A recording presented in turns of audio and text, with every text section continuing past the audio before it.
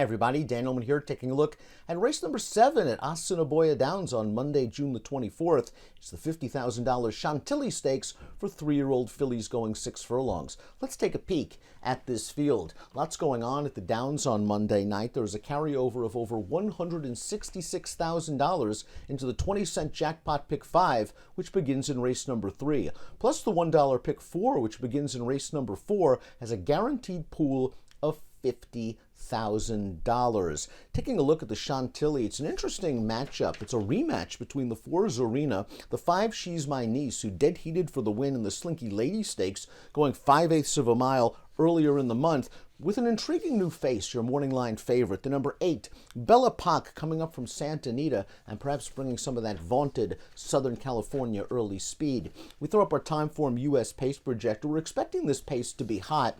The 5 She's My Niece has tactical speed. She sat second early off of Happy Hour in the Slinky Lady before dead heating for Zarina. She figures to be close. Yellow Birdie's taking a big step up in class, but she did show a lot of speed last time out in a maiden special, and Bella Pac figures to show speed. Her win 2 starts back came in gate-to-wire fashion, and she was a pace presser last time out. Maybe Bella Pac is too quick for this field as she races at the Downs for the first time. Let's start things off with the number 1, Run for Joys, 25-1 on the morning line, but not without merits. She might have been in a little bit too tough against the boys in the condition claimer last time out. The runner-up from that race came back to win a $12,500 non-winners of 3 life event with a 61 Beyer speed figure, and she did win 2 starts back against fillies, but that race was a nickel non-winners of 2 life, so she really has to prove herself against this caliber of competition. She might have the right running style. She's very tactical, breaking from the rail. She can settle in mid-pack, and if this pace does heat up, I can see her maybe sneaking into the number at a big price. The 2 is Midnight Lady, and Midnight Lady is a horse running at the Downs for the first time, and her issue is the gate. She is often very slow from the gate, and if this race does materialize at a quick pace, and she is slow from the gate, there's a chance she could be outpaced 8-9 lengths after the early quarter mile, and maybe she'll just have way too much to do once they turn into the stretch. She faced decent competition last time out at Lone Star Park. The 3rd place finisher came back to run second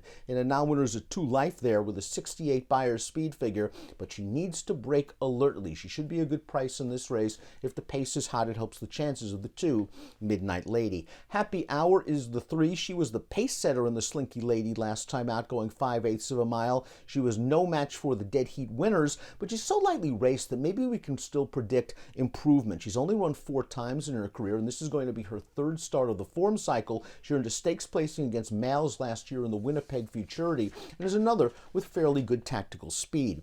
Zarina is the number 4. If this pace is hot, keep an eye on Zarina. She does have the fastest Timeform US late pace rating, and here's Zarina and She's My Niece battling it out in the Slinky Lady last time out. Turning into the stretch, Happy Hour made the lead. She's My Niece was chasing that horse and put on a pretty hard chase to get to even turns, eventually put that one away, and then she had to deal with Zarina. So She's My Niece, I thought, had to exert a lot of energy in internal fractions of that race, and she ran really well, but Zarina was able to dead heat her on the line. If the pace is hot, I think it helps Zarina, who is more of a mid-pack stalking type than it does She's My Niece, who's a chaser, but both are obviously in very good form. Previous start for Zarina was 2 starts back, her first start at the Downs, and she took care of She's My Niece in an allowance race, also coming from off the pace. Back to She's My Niece. It was nice to see her get the dead heat for the win in the Slinky Lady, because before that start, she had finished second in 7 previous appearances. She's My Niece is, again, very tactical. That was a game performance last time out. Chasing a hot pace going an additional furlong might work against her. 7-2 on the morning line is fair, though, for a horse in her kind of form. Dynamic Strike is yet to win on dirt, but she's only raced twice over the surface after being claimed at Woodbine during the tail end of the 2023 campaign. While she was beaten by Zarina and She's My Niece 2 starts back, that was her first race off of a lengthy layoff, and she might have just simply used that race as a stepping stone to get herself back into shape. Last time out, she ran 3rd. I thought it was a pretty good performance. She broke from a tough outside post. The pace was there for her, and she did come up for 3rd, but the winner of that race is pretty sharp. sharp, came back to score an allowance race with a 60 buyer. I think Dynamic Strike's a little bit of a sleeper in this race because she's likely going to get the right race flow, and she might be racing herself back into shape, and her last 2 starts showed that she could handle dirt just fine. Yellow Birdie is the 7. Let's watch her most recent start. This is Yellow Birdie winning a maiden special weight, and she went pretty fast on the lead in this race. She had to work hard in the early portion, then shook clear and just had enough left in the tank to score by a neck. Now, she earned a stakes placing against fillies in the debutante last year. This is her 3rd start of the form cycle. The issue is that this is a pretty big step up in class, and her buyer speed figures are light compared to some of the main contenders in this race. So she really is going to have to improve by leaps and bounds if she's going to beat this field, and she might have to contend with a fast-paced scenario, which could work against her.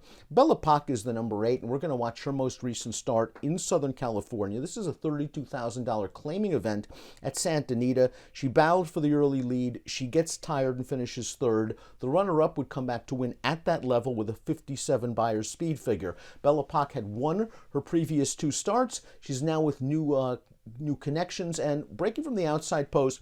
I think she's going to go.